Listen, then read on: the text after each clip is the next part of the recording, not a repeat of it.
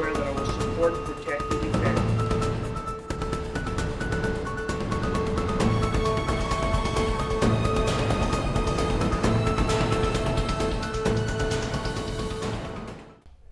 I'm John Kadlic, the Reno City Attorney, and this is Reno Periscope, a look at topics of interest here in the city of Reno. This is going to be the fourth in a series of shows we've done on the topic of driving under the influence. In our first show, we did a DUI arrest from the actual stop by the officer through the field sobriety test, the breath test, and the final booking into jail. In the second show, we did a mini DUI trial with a prosecuting attorney, a defense attorney in front of the judge with witnesses, and then later had a conversation with the judge and the attorneys regarding the topic of driving under the influence. Our third show, we dealt with the DUI penalties, as well as the effects on your insurance as a result of getting a DUI. From that, we're into the fourth show. In the fourth show, we're going to cover one topic, which is the penalty you get requiring you to attend the victim impact panel, because that is something that is very important to understand from the perspective of what has happened to people as a result of drunk drivers. And my guest today is John Hartman, who actively participates in the victim impact panel, and he's going to tell us about the victim impact panel and about his story as well. Now, first of all, Mr. Hartman, I'm going to have to put on my glasses in order to read my questions. One of the things about getting a little bit older, you need reading glasses. Mr. Hartman, could you explain to us the purpose of the Victim Impact Panel, why it exists, and who attends it? The Victim Impact Panel is a panel that is comprised of victims and survivors of intoxicated drivers. We are a volunteer organization that speaks to convicted offenders who have been sentenced for driving under the influence. And our main purpose is to show a different side of a DUI, not the criminal, not the fines and fees, but the impact that an intoxicated driver has on other people in the community. And how often is the Victim Impact Panel held? When and where is it held? And how long do the meetings normally last? We have a panel actually we have a panel every month, but we also do additional panels when we have an overflow. The panel is held at the Reno Council Chambers on 9th Street, and it lasts about an hour and a half, sometimes a little more. And what does it cost to attend the Victim Impact Panel? I assume there is a fee. There is a fee. The Victim Impact Panel is part of the sentence that everybody who is convicted for a drug or alcohol related offense is sentenced to. The fee is $30. Is that something they pay at the door? Correct. They pay $30 in cash or money order. And what is the money used for that you collect for the Victim Impact Panel? The Northern Nevada DUI Task Force uses the money that is collected, and all of the money. It is a volunteer organization, non-profit. The money is used to fund extra programs in the community, such as saturation patrols. We help to assist the cost of that. We pay for computers that go into the patrol cars, extra breathalyzer units for the officers. We pay for programs like the big drinking holidays, typically St. Patrick's Day, New Year's, some of those events. We pay for bus rides, help to assist with taxis, tipsy tow programs. It's used in the community to help benefit the community by removing the possibilities of other drunk drivers. And this is held at the Washoe County Commission Chambers. So on an average month, how many people are in attendance? At the council chambers, we can hold approximately 265 people. We have folding chairs, and that gets us about 280 people every month. Unfortunately, we are seeing such an increase in this now. We're turning approximately 80 to 100 people away every month, and we will be moving to a larger location in October. Where are you moving to, do you know? The Lawler Event Center. So how many will you be able to accommodate there? Approximately 500. And if a person wanted to bring a guest that is perhaps another family member or someone who has perhaps alcohol issues, can they do that? Right now, because of the capacity and the limitations on our size, we are not allowing extra visitors. As we're able to, we get them in. We try to get as many people to view our panel as possible. We're always open to having visitors in there. Currently, we just don't have the space. When we move to our larger location, we will allow more visitors to attend and witness. So once you go to Lawler, it'll be a once-a-month event? Correct. Now, how and why did you become involved with the Victim Impact Panel? So first, a little bit about me. My name is John Hartman. I was born and raised here in Reno. When I was 18, I became an EMT as a result of being raised in the hospital that is now known as Renown Medical. My dad started the Care Flight program. My parents were very heavily involved in the emergency room. My mom was an emergency room nurse, so I grew up with a lot of trauma and a lot of time that I spent in the emergency room. I saw the broken bodies that were caused by drunk driving or drug-related driving. When I turned 18, I became an EMT, and I rode along with the local ambulance companies where I got to physically see the bended cars, the broken bodies, the deaths, the trauma, and I got to see it up close.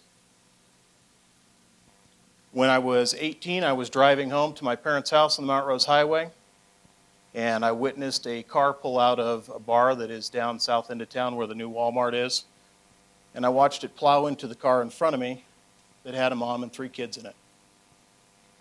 As a new EMT, I got out and tried to render aid, and I held the woman's 5-year-old in my arms until he died. In my arms. When I became 21, I got into law enforcement, worked for the Washoe County Sheriff's Office for a few years as a deputy, where I was exposed to the criminal side of it, i.e. pulling over, seeing you guys, arresting you, going to court, going through the trials. So pretty well rounded. And then 6 years ago this October, I was dating this wonderful woman that we'd been together for about 7 weeks, and we decided to go for a ride on my motorcycle one day up outside of Truckee, and we met a drunk driver head on. I spent 2.5 months of my life in ICU. I've had 27 surgeries. I have 1 more pending. My girlfriend, who is now my wife, sitting over here, has had 9. And between the 2 of us, $1.6 million in medical. So there is nothing that you guys have experienced that I haven't personally experienced. Very, very knowledgeable on this, and that's part of the reason why I'm here.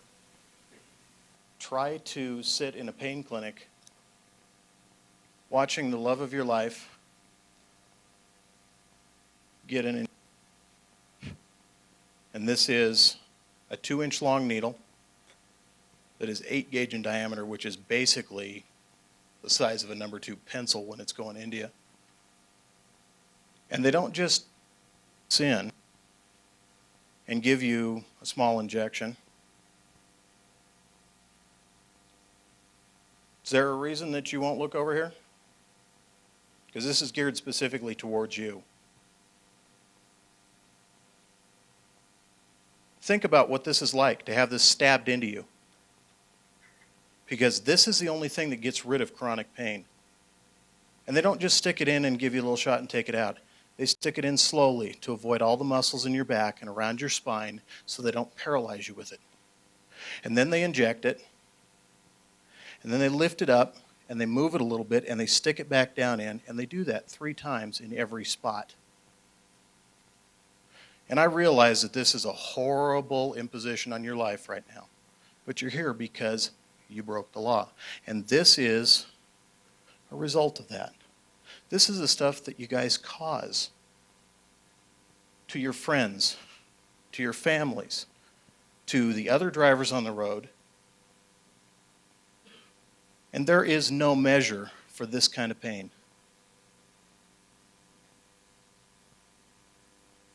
You said you had an 8-year-old. Think about watching a doctor stick something like that into your child's body so that they can stop hurting. Does that scare you? It should. It should scare the hell out of all of you.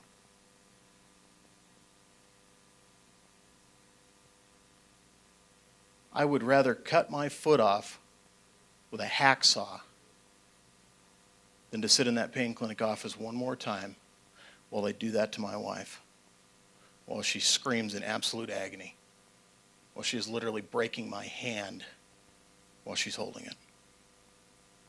They gave me fentanyl. Anybody know what fentanyl is? Strongest drug on the face of the planet, 1,800 microgram fentanyl sticks. Take this. That didn't work. Gave me methadone. Anybody know what methadone is? What's it commonly used for? Heroin. Great, ex-cop and an EMT on heroin drugs. Neat. Problem with that is that they give you, if you're a heroin addict, a trainload of it, take away the heroin, they start tapering it down. When they use it for pain control, and it is a very effective pain med, they go the other way. Now, the problem with that is methadone is the most highly addictive prescription on the planet. There is nothing more addictive when it's taken for a long period of time. They hand it out like candy at pain clinics, and these people are driving with you. Because not once did my wife or I ever get told, don't drive. Obviously, when you speak at the Victim Impact Panel, you tell the people your story of how the drunk driver affected you. Who are some of the other speakers, and how are they chosen to speak? We have a number of speakers on our panels. We have younger adults all the way up to elderly people that have all been touched in one way or another by drunk drivers. And some of our panel actually have been offenders in the past and have a story along that line too. What we do to screen our applicants, we have a task force board that when we have a new speaker show us interest, that they're interested in showing their story and telling their story, we review their story with the board and make sure that it's an appropriate platform, and then we will introduce them slowly into the group so that they can speak and share their tragedy with the audience. So that could mean, as in your case, you were the actual victim of a drunk driver, but that could also mean like a family member who's lost a family member as a result of a drunk driver, or who has a family member who's been injured as a result of a drunk driver. It doesn't necessarily mean the panel speakers are all people who've been victims. They may have been the family of victims. Is that correct? Correct. We have one speaker, it's a husband and wife who lost their 18-year-old son, DJ Bernardus, to a drunk driver. Let's talk about a personal experience so we can kind of make this a little more this is what can happen to you. Our first speaker tonight is a man by the name of Don. Don has been with our panel for many years and is not quite a complete quadriplegic, but is in a wheelchair, has no function of his legs, limited function of his arms. And he will talk to you about his story and how he became involved in this. How many of you know somebody in a wheelchair? How many of you want to be in a wheelchair? I started drinking when I was 15 years old. I started breaking horses when I was 17. Started hunting when I was 12. Fishing since I was 8. My life was in mountains, around animals, ranches, worked at pack stations. I know the Sierras like the back of my hand. Been into every little lake you can imagine. Even lakes with not even on the map I've been. By the time I was 11th grade in high school, I was out of control, full-blown alcoholic. Liked to do my own things, didn't like school, rather go fishing, hunting. rather work. So I ended up dropping out. By the time I was 25, I lost all my friends. Family gave up on me because all I did was work and drink. That was it. Work hard, drink hard, play hard. That was my life. Finally, I moved to Winnemucca, Nevada, and then went to work in Elko to work on the third biggest ranch in Nevada, about 4.5 million acres. It was the best job I ever had in my life because you can't grow alcohol on trees, and you can't find drugs out in the middle of nowhere. I was into pie at first, and I got into heavy with cocaine and crank. Rich man drug, and I wasn't that rich, so I had no money. I was pretty well strapped all the time. But because I was up in line shacks and cabins and up on myself working on fences and working with cows, I was able to sober myself up, get off the drugs, and realized I knew what I wanted to do in life. And that'd just be a full-time cowboy. Make a little bit of money, work hard, but have a good life. On the night of July 3rd, 1991, my life would change forever. My brother and his 3-year-old daughter came by the ranch so we could go to his house to spend the 4th of July, watch a parade, hang out together, watch the fireworks. It was going to be a good weekend planned. I haven't spoke with my brother for about 1.5 years because of all the stuff I was into, and we kind of had it out. So it was a good makeup time. But when he picked me up, he probably drank a 6-pack on the way there. Probably had another 4 beers as we stopped by this lake so my niece could fish and play in the water and we could catch up. He offered me a beer. I drank about a half one. I don't know any of you ever stop drinking and then try to drink again. It's the first taste of beer, it kind of makes you sick to your stomach. You gotta get used to that taste again. So I had a half beer and threw it away. Well, he drank another couple more beers, and we were off and jumped in the truck. Because I used to work 7 days a week, 12 to 15 hours a day, I was pretty tired, and I fell asleep. I heard my brother yelling, "Hold on!" Truck with fish tanks from one side of the road to the other. Then everything went black. When I woke up, I was halfway through the passenger window. I wanted to go get help. I wanted to get out, see if my niece was okay, see if my brother was okay. I tried to move my hands, and they wouldn't move. I tried to move my legs, and they wouldn't move. I went, oh my God, what am I going to do? I asked God to help.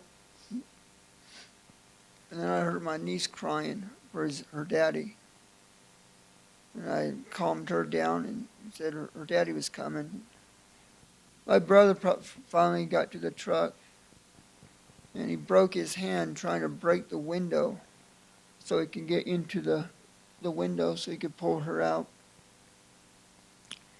Then he came to my side and wanted to pull me out. I said, no, my neck's broken. So I told him to go get help. And they went. Luckily for us, a car came by and they went and got help. When the ambulance got there, the paramedics, they forgot one important part of the equipment, a neck collar, because we're way out in the middle of nowhere outside of Battle Mountain. The only one that had it would have been the ambulance, and they already used it with their next patient before me and forgot it at the hospital. They had to roll 2 towels up, put them on either side of my neck. Fireman had to put his hands around my neck, the towels, and then they duct taped his hands. Then they cut me out of the truck and got me to the ambulance. When I got to the hospital, Battle Mountain, I laid on the table and doctor asked me if I could move my fingers. I couldn't move them. Asked me to raise my arms. I just laid there. Asked me to wiggle my toes, raise my legs. I couldn't move nothing. I just laid there. They took a sharp instrument and started poking me from my toes all the way up to my chest. And finally, up above my nipple line, I was able to feel.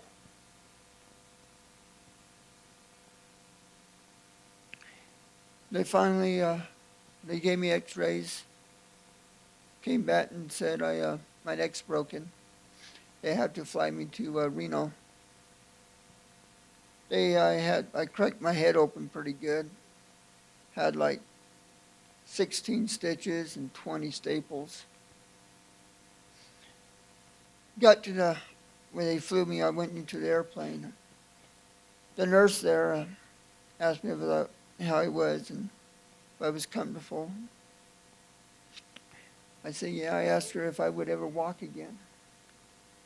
She couldn't answer me. She just held my hand. And I couldn't even feel it. I couldn't even feel her hold my hand. When we got to the hospital, they gave me x-rays, more tests, and came back and said I shattered my vertebrae, the 4th and 5th, which I was 2 away from being a Christopher Reed. I went through surgery.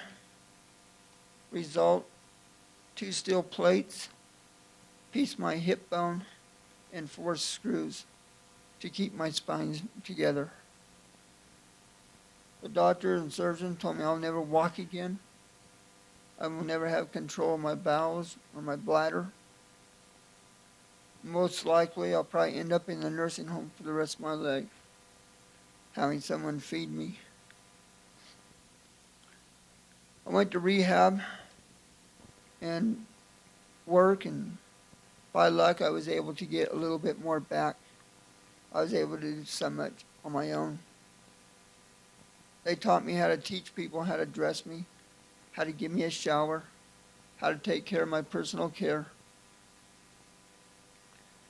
I live on my own, have my own apartment. I do pretty good. I had to have someone come in and get me up in the morning, give me a shower, help me with my bowels and bladder, and then put me to bed at night. If they don't show up, then I gotta wait till somebody show up to put me to bed.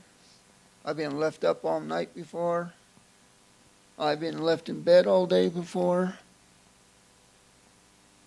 And it happens all the time.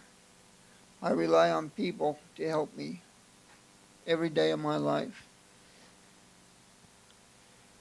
I was able to learn how to do certain things. I can feed myself, pick some things up. I was able to get the Reno Rodeo Association bought me a saddle so I can get back on a horse again. But I had to have someone help me get on this horse. Then they had to Velcro me in the saddle, strap me in. I can barely ride, but it's still pleasurable. I enjoy it. I've been water skiing, snow skiing.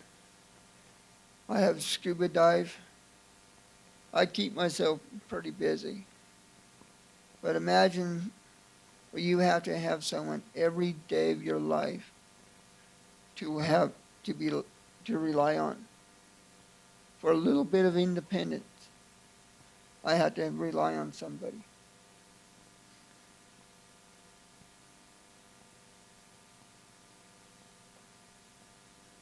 I want you to think about when you're back out and you leave this program, And I'm not sure what the percentage is, but there's a percentage of you who will be back out there drinking and driving and doing the same thing again. And while you're doing that, I want you to think about this. As you're driving, hammered or high, you look at that person next to you, your best friend, your wife, husband, girlfriend, boyfriend, your child. Look behind you in that child seat, that little baby, innocent baby, that child who is helpless, who rely on you to help that child because their independence belongs to you. And as you go around that corner,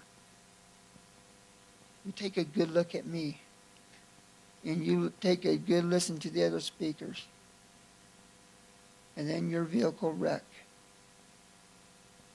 And this is what's going to happen, not you. The percentage is you're going to be fine. But then you get to understand what my brother lives with every day of his life. What he done to his little brother. It will never go away. I will never walk. I don't care what the government says about this or this and this. I will never walk. There's no cure. There's no cure for spinal cord. You look around the malls and around. There's a lot of people out there in wheelchairs, just like me. And you know most spinal cords are because of drugs and alcohol. Driving, either vehicles, motorcycles, or diving, because they're high or they're drunk. And that's a fact. All I ask you, please, take this program serious. Take a good look at me and listen to the other speakers, because you don't want to ever have to live what I do every day. Thank you. First of all, I always like to look around the audience, because after all, we're experts at this, you know. It's your first time here, son? Been here before? You've seen us before, probably. So we've only done this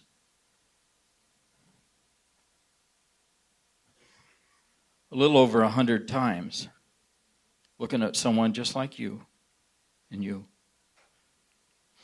And always, I'm interested to know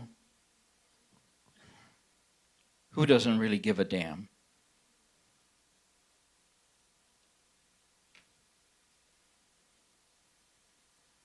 You? How about you? You? How about you? Feel like Superman? Think you could stop that car? So do I.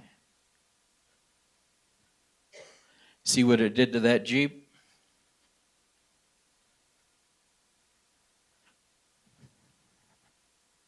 We got a lot in common. You and I, all of you. You don't want to be here tonight, but you got to be. You don't want to be, but you got to be. You too. We don't want to be here tonight, but we got to be. We got a message for you. If you pay attention, it could save your life. It could save you from the cemetery. Ever think about that? Probably not when you were having that drink.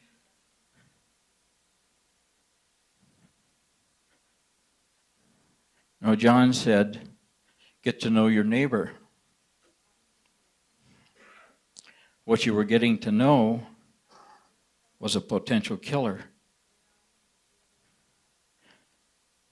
You think that with your pistol, you could do that kind of damage? You know, the challenge we have is trying to get you to pay attention and care. I mean, you live in a land of freedom. You got men overseas getting killed to give you your freedoms of choice. And what right do you think that you can conduct yourself in such a way that you could kill yourself or somebody else? Does that ever occur to you? Or do you even give a damn? How about you? You care? You care? Because if you don't, I got a great solution for you. You care, son? How about you folks? You think this is a waste of time? You think we get up here and go through this? How about you? You getting the message, son? Sorry. Me too. No. But for those of you who don't care, I understand the U.S. Army is looking for a few good people, men and women. You know what? They'll train you to kill. They're going to give you a gun, and you're going to send your rear end overseas. But the difference is, when you get overseas, the person that you're going to be coming up against is going to have a gun too. And he's going to want to kill you. And you, or any of the rest of you that really don't give a damn. So I'd suggest in the morning, call up the U.S. Army and get with it. And get the hell off our streets when you've got the weapon at the bottom of your foot. Why don't you try that if you don't give a damn? It's a license to drive, folks. It's not a license to kill. And I'll tell you something. You may not make it home tonight. You know that? What'd John tell you? You're only getting about 10% of them. 250 of you in here tonight, that's 2,500 out there.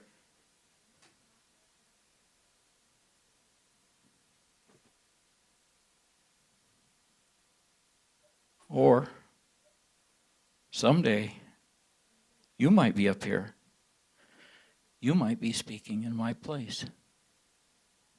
And you lose somebody in your family. Or maybe you'd be in prison because you killed somebody.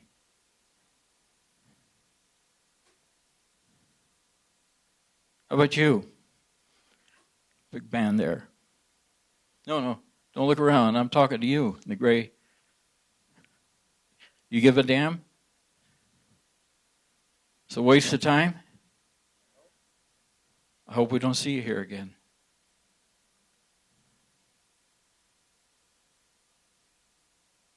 To get to the victim impact panel, I assume some people drive even though their license has been suspended as a result of driving under the influence. What happens to people who may drive to the victim impact panel after their license has been suspended? Unfortunately, it happens very, very frequently. We have law enforcement staff that sit in the parking lot and surrounding areas, and anybody who comes into the panel or the surrounding areas has their driver's license and license plates checked. And when they show up driving on a suspended license, they have an additional fine and can be arrested for that as well because they're not following their court order. So in other words, the word to the wise is to not drive yourself to the victim impact panel.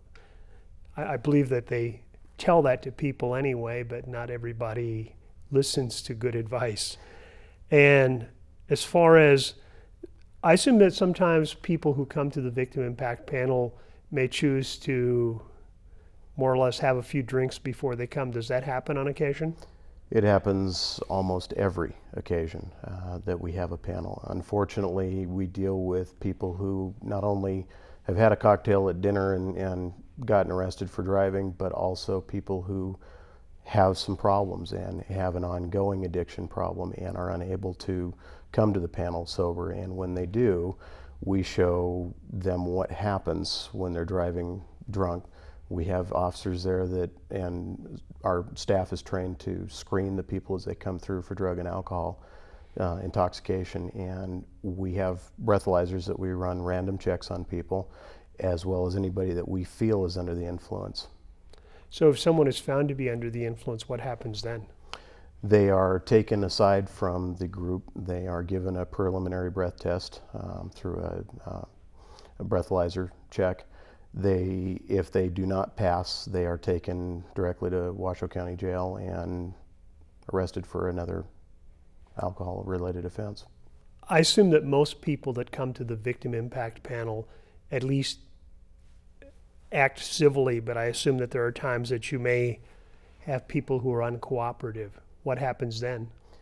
Unfortunately, we see a tremendous amount of the participants that are angry because they've been caught and take that out on the victims that are speaking at the panel. When we identify an individual in the audience that has acted inappropriately, they are removed from the panel. And they have to go back and do it again? Correct. If they are removed from, they're warned once. If they are removed from the panel because of their actions, such as mouthing off, sleeping, some of the other things that happen, they are removed. They have to go back before the judge, explain why they were removed from the panel, and then come back the following month to apologize to the panel and view the panel again. Sir, in the green shirt, I've watched you sleep through this whole evening. I can't believe it.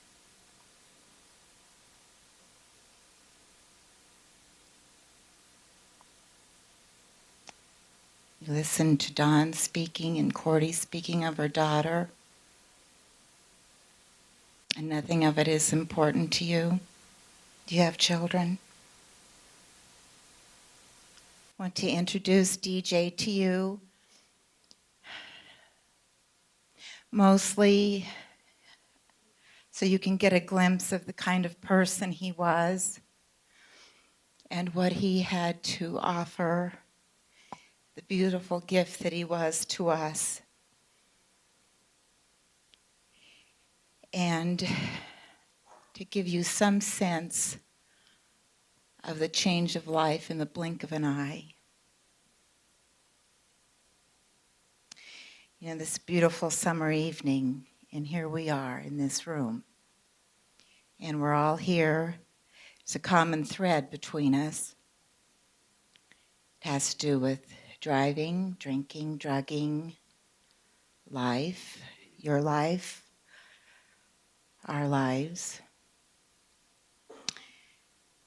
And for those of you who are parents, I would imagine that most of you have a fairly good idea where your child is this evening.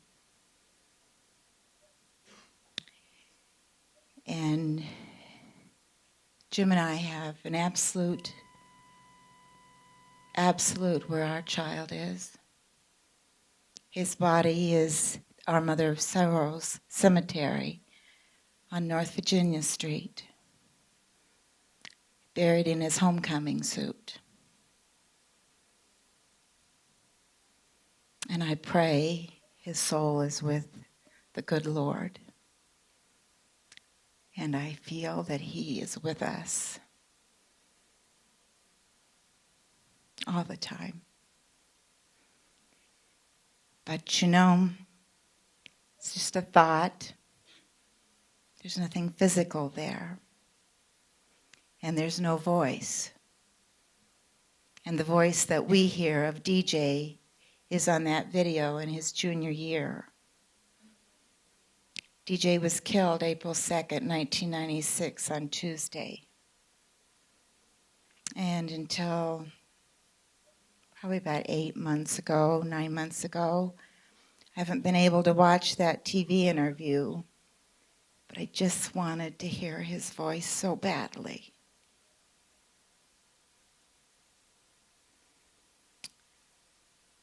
Deej was a senior at Bishop Minogue High School when Minogue was over this direction before they moved out on South Virginia. And he was very academically involved and sports involved and involved just with humanity. He was president of the National Honor Society. He'd been president of his classes throughout high school. He attended Boys State, a Nevada high school scholar. He was quarterback and co-captain of his football team. This is DJ in his senior year at his football banquet.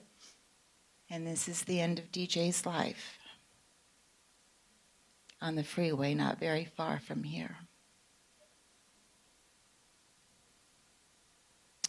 DJ was accepted to the University of Notre Dame, and as the video said, he just received that acceptance letter the evening before. So he didn't even get to think about it for 24 hours, something he'd waited for years. He also was accepted to the University of Washington in their honors program, University of Colorado, and Oxford University in England. And the acceptance to Oxford, DJ did not know about because that letter arrived 2 weeks after we buried our boy.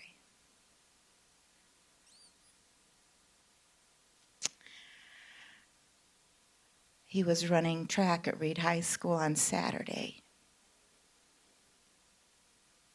And he was in a mortuary on Tuesday.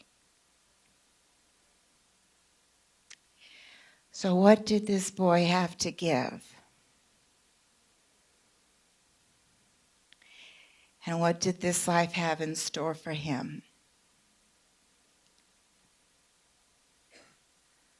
Well, basically, it centered around a man sitting in a bar all afternoon, Tuesday, April 2nd, while DJ was sitting in his class in school. And his killer was having beers and decided he was going to share his irresponsibility with everybody else on the road that day. DJ drove, as you can see, a bright yellow and blue Jeep. And it was very heavy equipped. It had big roll bar and it was designed for off-road. So we felt he was safe in that car, but we'd not ever had to deal with a drunk driver. Never thought about it. Wasn't part of our life. Certainly wasn't part of our son's life. So DJ left our driveway Tuesday morning with his big grin.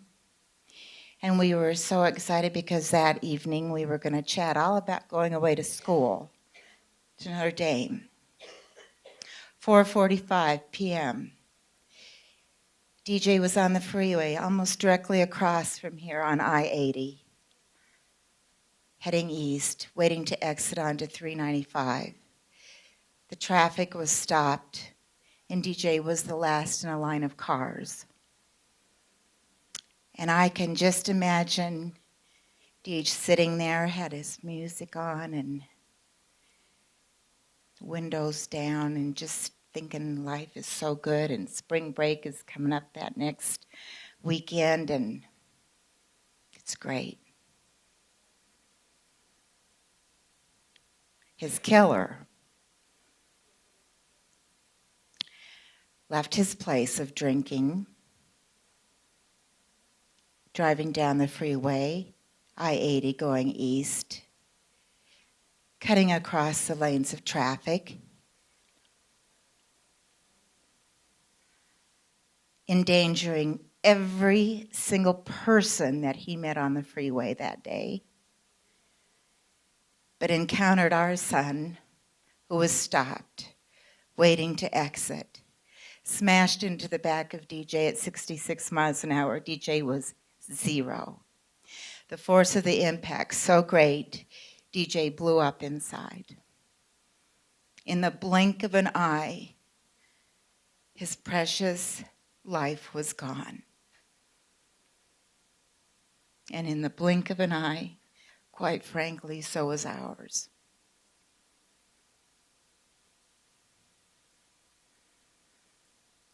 DJ's Jeep had seatbelts in it that airline pilots wear, and he just couldn't survive a bomb on the freeway. So instead of chatting about going away to school and preparing for spring break, we're in a mortuary and we're picking out a casket. And we're just trying to figure out how to put one foot in front of the next, and how can this life be anything without him? And I can tell you, ladies and gentlemen, this is 12 years later. DJ would have turned 30 this year in February. And it does not get better. And time doesn't heal. You just learn to cover it up better. His older brother is going to have his first baby in September, and the first thing I thought of when our older son told us that they were expecting was, he isn't going to get to know DJ as an uncle. And that's the way you base everything. Everything. There's pre-DJ and after DJ. And the reason that we're all in here, it's just incredibly ridiculous. He should be here just like we are, enjoying these beautiful summer days.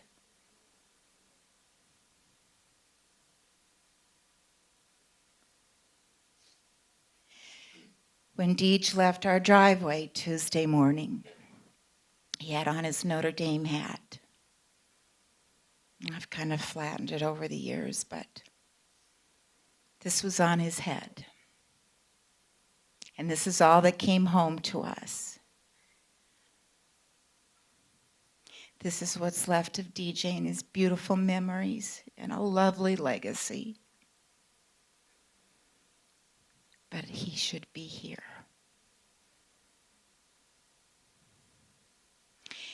And if we're going to take space on this earth, we darn well better do something good with it instead of trying to ruin each other. And it's such a simple solution. You just don't get behind a steering wheel. The end. And everybody knows that. It's not a surprise and it's not new news.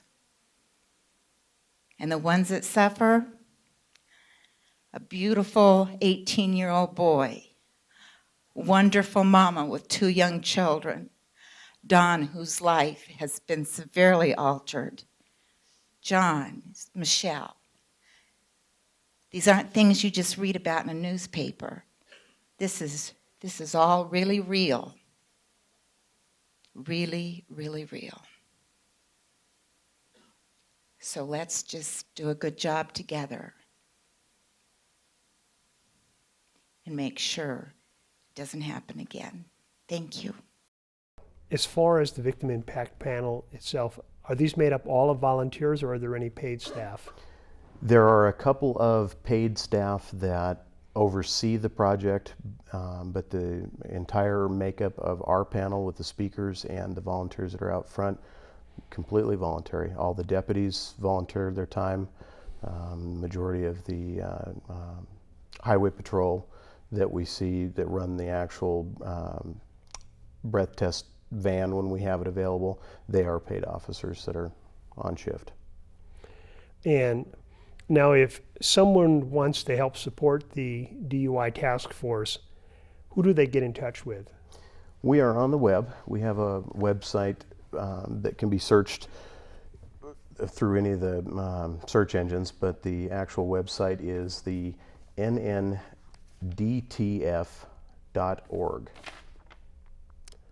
And so I assume that if people wanted to make donations, they could do that through that website. Correct. And there are contacts available on that site. And I assume if they wanted to volunteer also, they could do that through the website. Yes, you can make contact through there. There's a phone number. If we're not in the office, you can leave a message and somebody will return a call. And we'd love to hear from people, anybody that is interested in speaking too. So do you have an office then? You mentioned that. We have an office here in town, but it is not staffed because it is a volunteer organization. So it is a message machine and non-staffed office. Now, if a person has, for example, a friend or a family member that has a problem with alcohol and or drugs, I mean, who do you recommend they go to get some help as far as that is concerned? There's several organizations that, through our side with victims, can get some help. MAD is a wonderful organization, Mothers Against Drunk Driving. On their website, they have links to several different counseling and self-help agencies.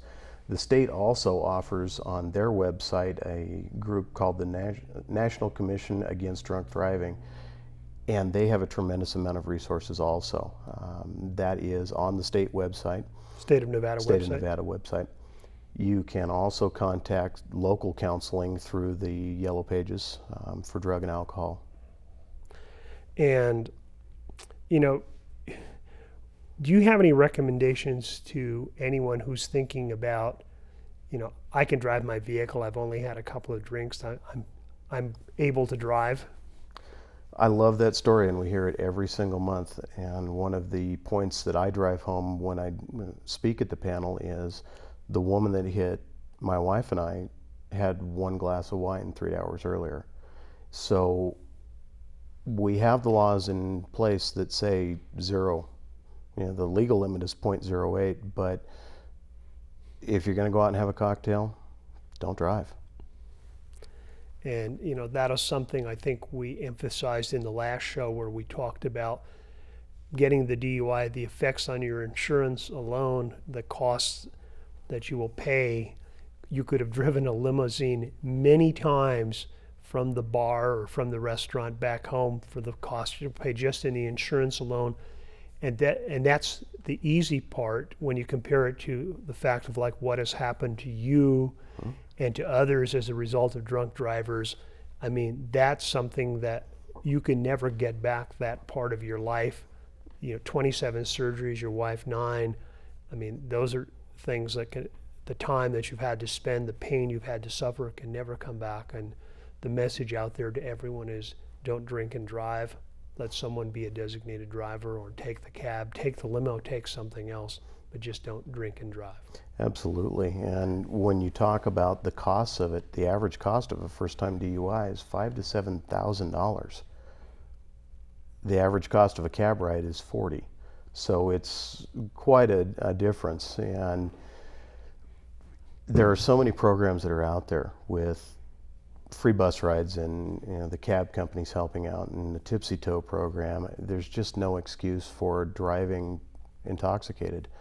What is the Tipsy Toe program? I've never heard of that one. Tipsy Toe program is a program that is not very well known, and several of the tow companies have gotten together to discuss ways that they could help. And they will come out and take you and your car home. No law enforcement, no DUI. You call them, they come pick you up, and they take you home. Well, that's good. Are they listed somewhere in the phone book, or is it something, how do you find out about that? Like I said, that's something new to me. I'm trying to get the actual list of who's involved in it, but call the tow companies and ask them if they are participants in the Tipsy Toe program. And I assume you're looking forward to moving to the Lawler Event Center in light of the fact that, the bad part of that is that you have to move at all because there isn't enough room to accommodate anybody, but at least the good part is that you won't have to have special sessions because you'll have enough room to accommodate everybody. And I think Correct. that's the good and bad of the situation. Correct. Our first panel in October of 1990 had 20 people in it, and that included all of the media and all of the convicted offenders. And now we are turning so many people away. It's staggering to see the amount of increase just in the last 4 years that I've been on the panel, how many more people we're seeing and how much of an impact our extra efforts are having on the community. And I'm not looking forward to moving to UNR, but unfortunately that's where we are at this point.